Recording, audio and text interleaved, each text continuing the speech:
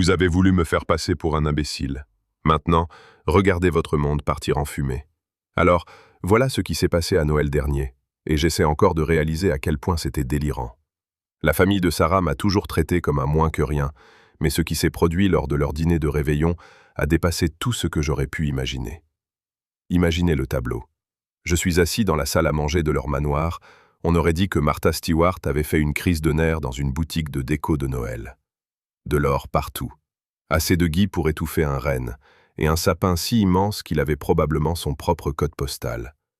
Mais sous tout ce vernis de joie festive, je sentais que quelque chose clochait. Sarah s'était comportée bizarrement pendant le trajet, me souriant pour la première fois depuis des mois. La salle à manger affichait son décor intimidant habituel. Une table en acajou, capable d'accueillir la moitié du quartier, un lustre en cristal qui valait plus cher que la plupart des maisons, et assez d'argenterie pour équiper une petite armée. Robert trônait en bout de table tel un roi médiéval, sa chevelure argentée impeccable. Lisa, la sœur de Sarah, en était déjà à son 3e verre de « dîner liquide », m'adressant ce sourire hypocrite qui signifiait « Je te tolère, mais je te regarderai volontiers te faire écraser par un bus ». C'est l'inconnu assis en face de moi qui a vraiment fait sonner l'alarme. Grand, blond, on aurait dit qu'il sortait tout droit d'une usine à clones de l'Ivy League. Son costume coûtait probablement plus cher que ma voiture, et il ne cessait de jeter à Sarah des regards d'une familiarité qui me donnait la chair de poule. Robert s'est raclé la gorge, son geste fétiche avant de décocher un uppercut verbal. « Tout le monde, j'aimerais vous présenter Alex Worthington », a-t-il annoncé en levant son verre. MBA de Harvard, d'excellentes relations familiales. Puis est venu le silence qui a fait grimper ma tension en flèche. Il sera absolument parfait pour reprendre ton poste dans la boîte après ton licenciement et ton divorce. Les mots sont restés suspendus dans l'air comme du poison. Pendant une fraction de seconde, on aurait pu entendre une mouche voler. Puis, les rires ont éclaté. D'abord le petit rire aigu de Sarah, puis le ricanement aviné de Lisa, et enfin le rire tonitruant de Robert qui résonnait contre les murs. Ils me fixaient tous, attendant l'explosion, la crise de nerfs dramatique, l'effondrement satisfaisant de ma dignité. Alex avait au moins la décence d'avoir l'air mal à l'aise, s'agitant comme si son costume de luxe s'était changé en silice. Le pauvre bougre ne réalisait probablement pas qu'il avait été invité pour assister à une exécution. Je sentais la rage monter dans ma poitrine, cette pulsion familière qui me poussait à renverser la table. J'ai pris une grande inspiration, j'ai saisi mon petit pain et je l'ai beurré avec une précision chirurgicale. « Comme c'est charmant », ai-je dit, d'une voix si calme qu'elle aurait pu servir de somnifère. J'ai pris une bouchée, j'ai mâché pensivement et j'ai regardé Alex droit dans les yeux. Le gamin commençait à transpirer. « Alex, c'est une proposition tout à fait intéressante. Est-ce qu'ils ont par hasard mentionné que l'entreprise est en fait à mon nom? Enfin, juridiquement parlant ?» Les rires se sont éteints d'un coup, comme si on avait débranché une machine de karaoké. La fourchette de Sarah a heurté son assiette dans un bruit métallique. « Oh, et Alex » ai-je poursuivi, gardant ce ton étrangement serein. « Est-ce qu'ils ont aussi mentionné le contrat de mariage? Vous savez, ce document que Sarah a signé avec tant d'enthousiasme à l'époque où elle pensait que j'étais son ticket pour la belle vie ?» C'est là que Sarah a fait un faux pas. Elle a tenté de boire une gorgée de vin pour masquer son choc, mais sa main tremblait tellement qu'elle s'est étouffée. La quinte de tout qui a suivi fut si violente que j'ai cru qu'elle allait cracher un poumon sur la porcelaine d'importation. Laissez-moi revenir en arrière pour vous expliquer à quoi ont ressemblé ces 6 dernières années, parce que cette embuscade de Noël n'est pas sortie de nulle part. Dès le premier jour de mon mariage avec Sarah, Robert a clairement fait comprendre que j'étais aussi bienvenu qu'un végétarien à un barbecue. Il avait ce don pour vous donner l'impression que votre simple existence salissait son monde parfait. Il avait perfectionné ce petit numéro où il me présentait lors de réceptions mondaines comme « la mise à jour temporaire de Sarah », toujours avec ce sourire tranchant. La première fois qu'il a sorti ça, j'ai cru que c'était de l'humour de riche un peu tordu. Mais non, Robert pensait chaque mot. Il le disait lors des galas de charité, au country club, partout où il y avait un public pour assister à mon humiliation publique. Sarah restait là, souriante, comme s'il venait de complimenter ses chaussures, sans jamais dire à son papounet d'arrêter ses conneries. Ma tendre épouse avait fini par transformer l'art de répéter les insultes de son père en sport olympique. Selon elle, je n'étais pas assez sophistiqué pour son cercle d'héritiers. Mes costumes n'étaient pas assez chers. Ma voiture n'était pas assez tape à l'œil. « Tu ne comprends tout simplement pas notre mode de vie », disait-elle sur ce ton condescendant, comme si elle expliquait la physique quantique à un golden retriever. « Mes amis ne savent pas quoi penser de toi. » Ses amis étaient une collection de ménagères botoxées, dont le plus grand exploit était d'avoir fait un beau mariage, et dont l'idée de la précarité se résumait à un retard de 5 minutes de leur coach personnel. Et puis, il y avait Lisa, la preuve vivante que l'argent n'achète ni la classe, ni la capacité à faire durer un mariage. Depuis plus de 18 mois, elle consommait les maris comme la plupart des gens changent de sous-vêtements, fréquemment et avec un minimum d'attachement émotionnel. Malgré son palmarès spectaculaire d'échecs sentimentaux, Lisa se sentait inexplicablement qualifiée pour donner des conseils conjugaux. « Tu n'as tout simplement pas assez de panache pour Sarah », bafouillait-elle lors des réunions de famille, tanguant comme un palmier en robe de créateur. « Elle a besoin de quelqu'un qui ait plus d'envergure. » C'est ça, parce que rien ne pose mieux son « envergure » que d'en être à son 3e divorce avant 40 ans et de laisser papa payer ses factures de carte de crédit. Voilà ce qui m'exaspérait vraiment. Ce culot monstre. Ces gens vivaient dans une bulle de privilèges si épaisse qu'on aurait pu y faire rebondir des pièces de monnaie. Et pourtant, ils avaient l'audace de faire comme si le problème, c'était moi. Robert me faisait des leçons sur l'héritage et la lignée, tout en me traitant comme une sorte d'expérience scientifique ratée. L'ironie, on aurait pu la couper au couteau.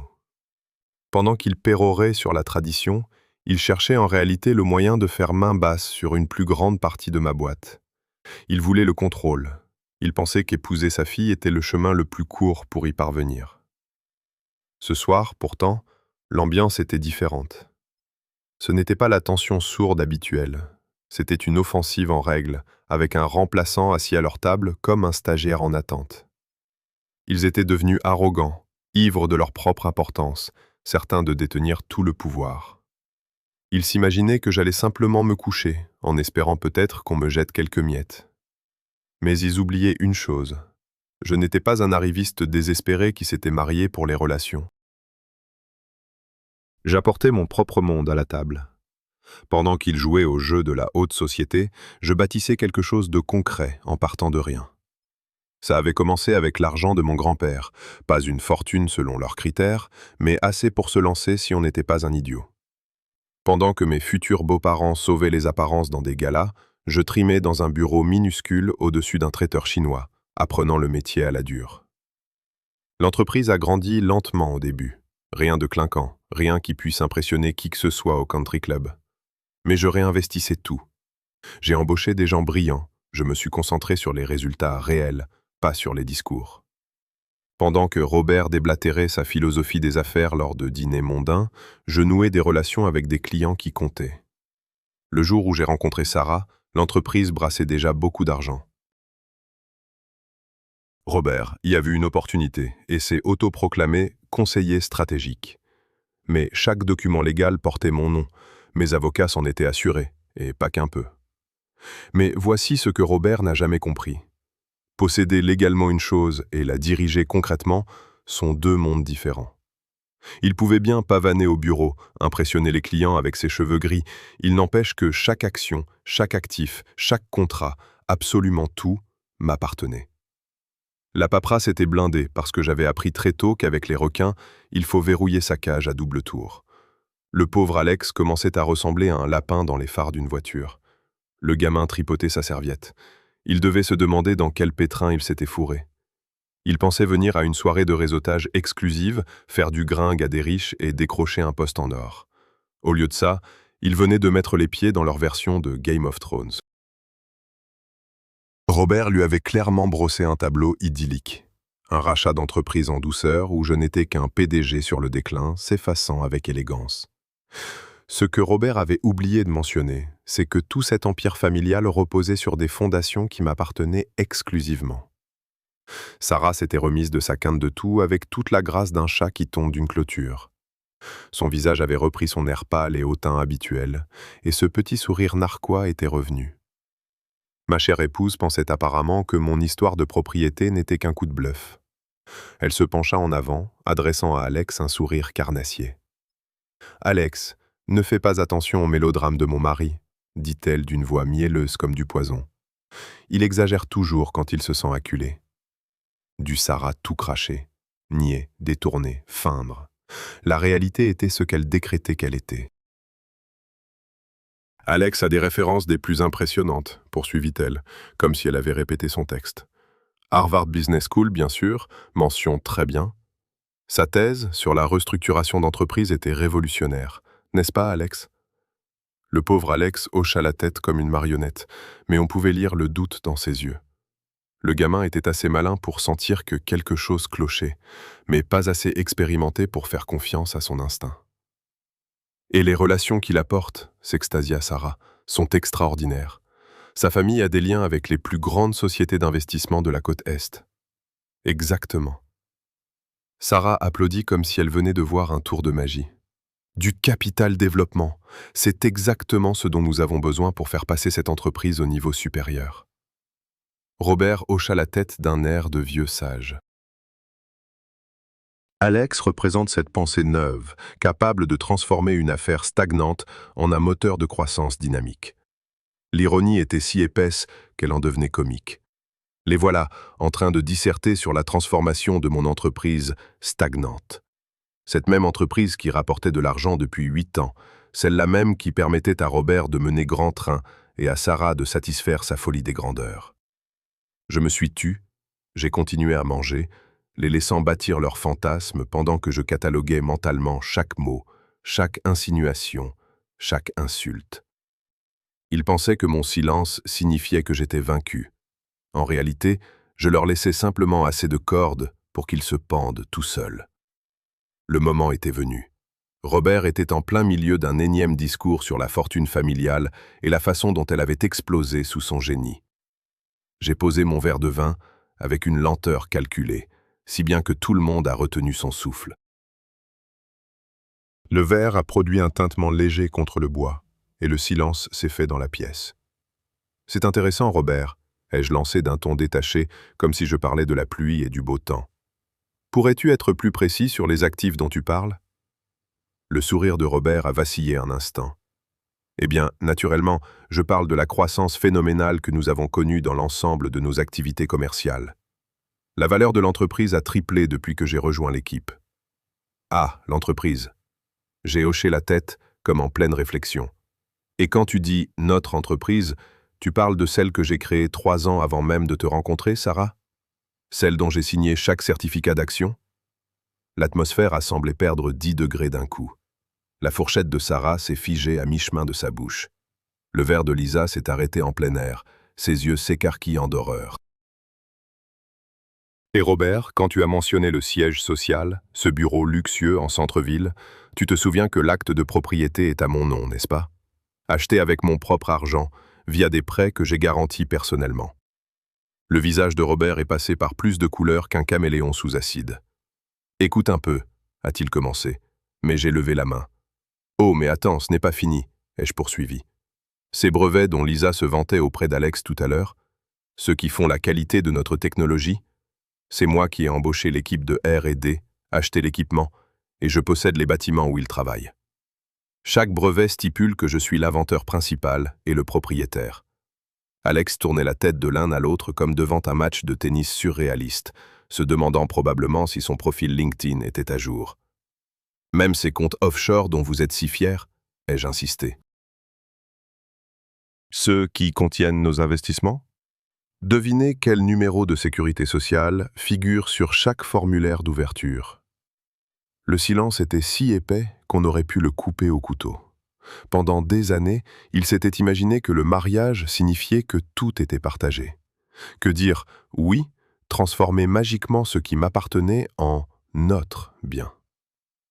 Lisa fut la première à parler, d'une voix qui n'était plus qu'un murmure. Mais les avocats ont dit... Ah, oui, les avocats. J'ai souri. Ce n'était pas un sourire aimable. Vos avocats ont dit beaucoup de choses. Dommage qu'ils n'aient pas compris comment mon entreprise est structurée.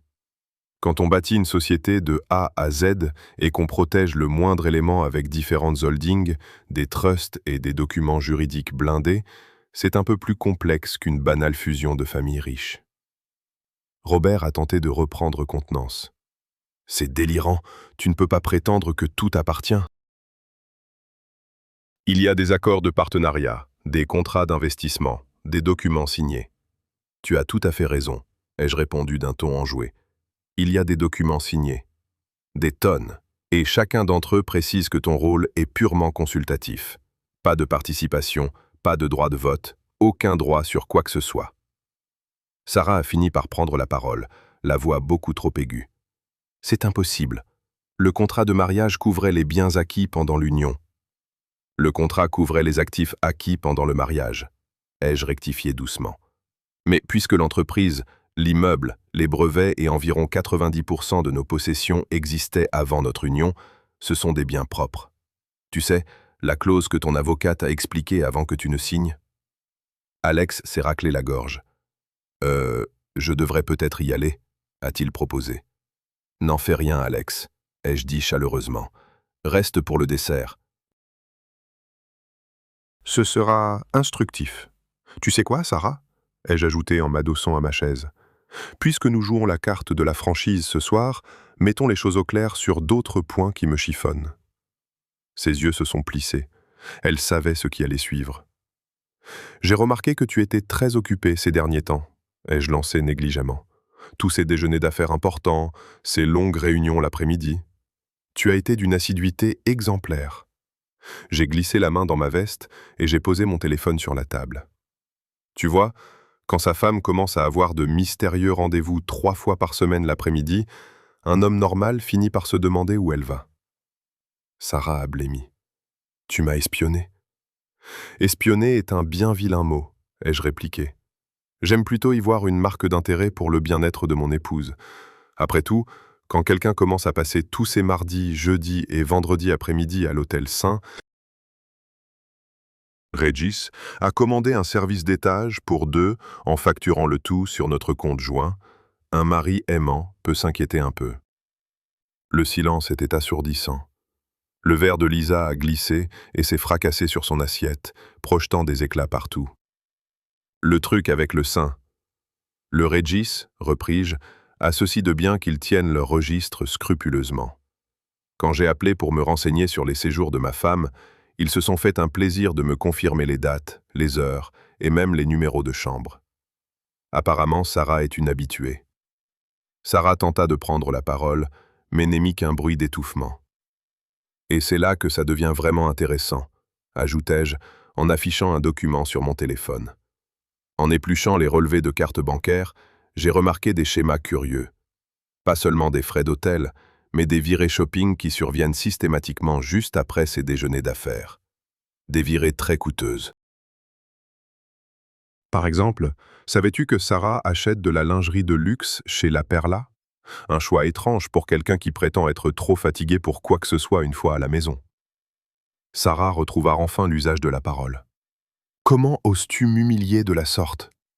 T'humilier? Je ris, et ce n'était pas un rire aimable. Ma chérie, je ne t'humilie pas. Je partage simplement quelques données financières intéressantes avec la famille. Après tout, la transparence est primordiale dans les entreprises familiales, n'est-ce pas? Lisa fixait sa sœur, la bouche bée. Sarah, tu n'as pas fait ça?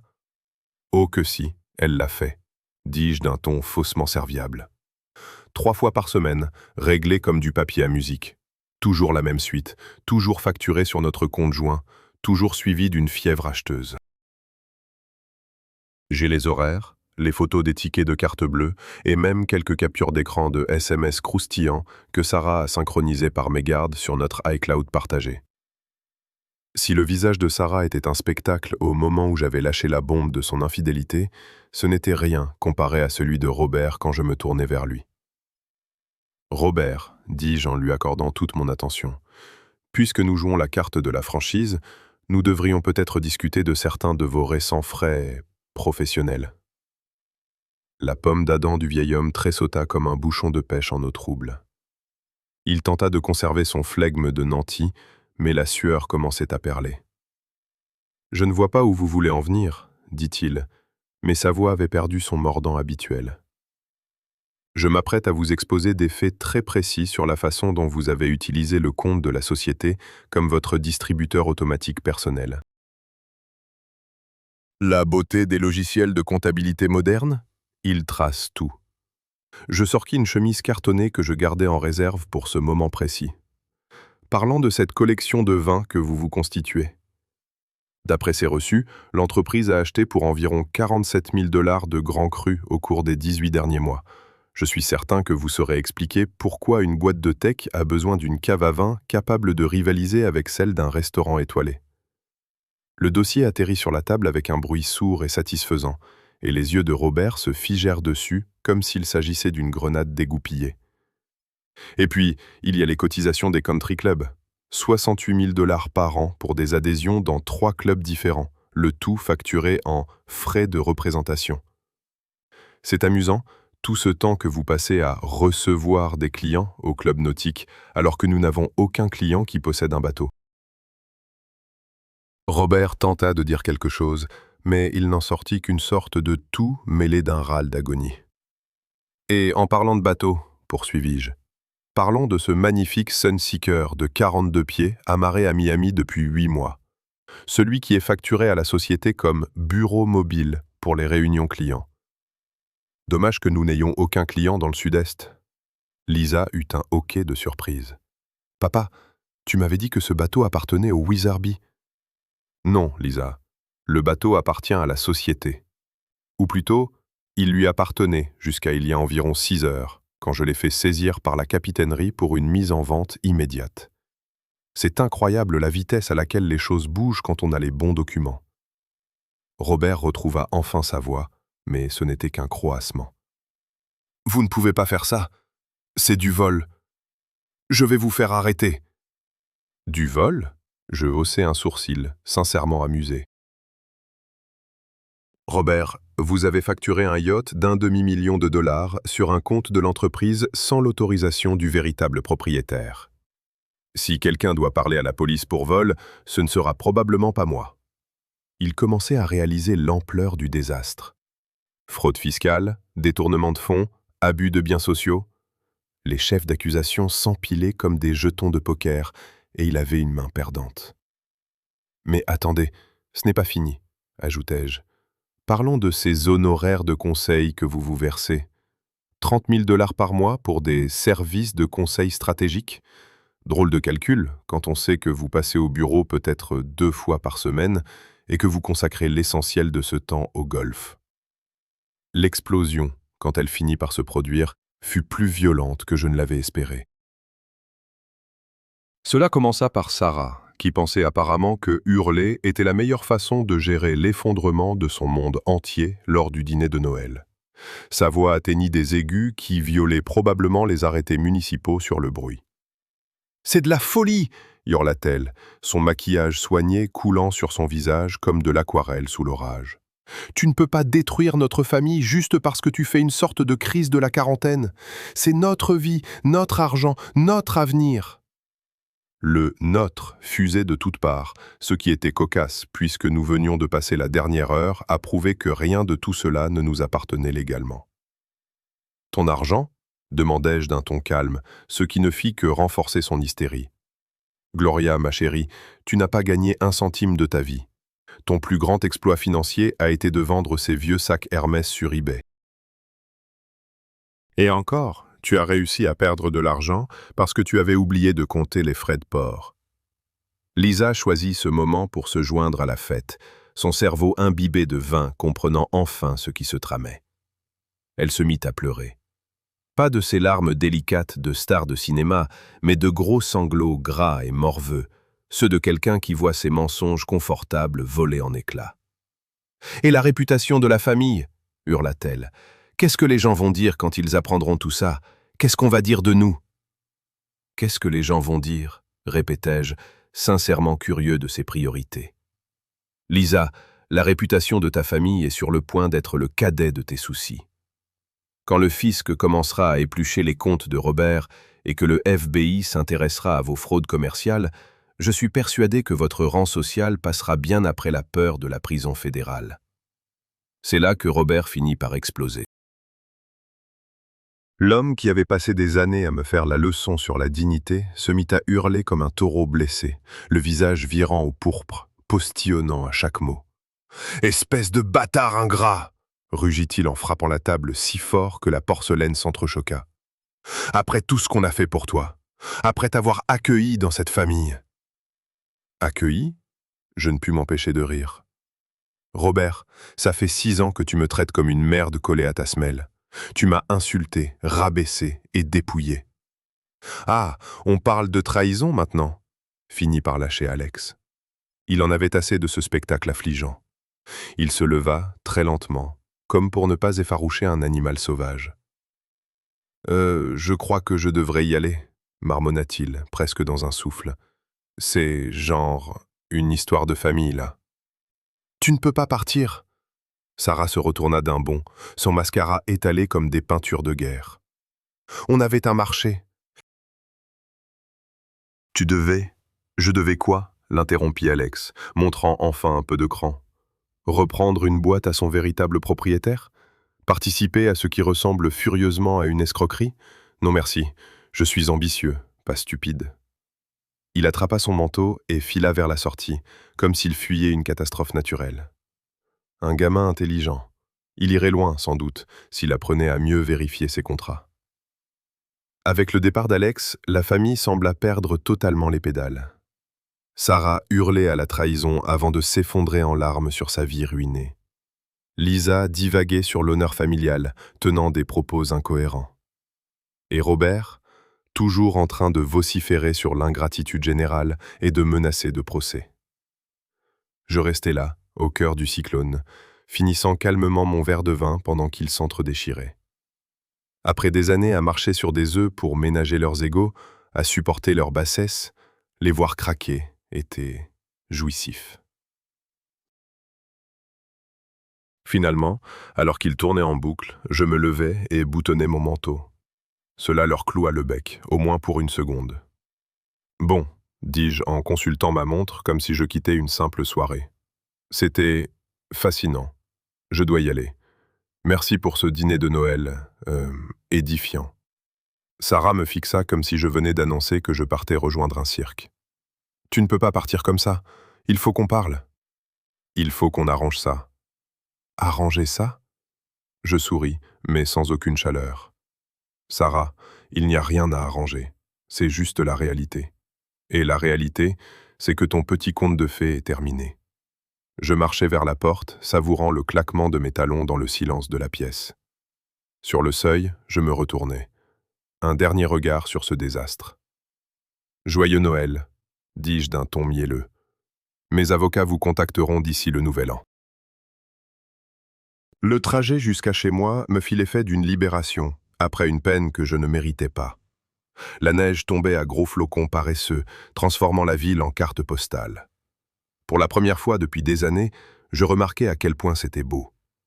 Cette maison de ville était mon secret, un bien acheté il y a 3 ans sous un nom de société. Rien de luxueux selon leurs critères, juste une petite bâtisse en briques de 3 chambres dans un quartier tranquille où les gens se mêlent de leurs affaires. Mais c'était chez moi. Rien qu'à moi. Je l'avais acheté comme investissement, mais depuis 1 an, j'y installais mes affaires, petit à petit. Rien de flagrant, juste les choses qui comptaient. Alors que je m'engageais dans l'allée, mon téléphone se mit à vibrer comme un fou. Sarah d'abord, son numéro clignotant, suppliante. Puis Robert, appelant sans doute de son bureau, déjà en quête d'un vice de forme.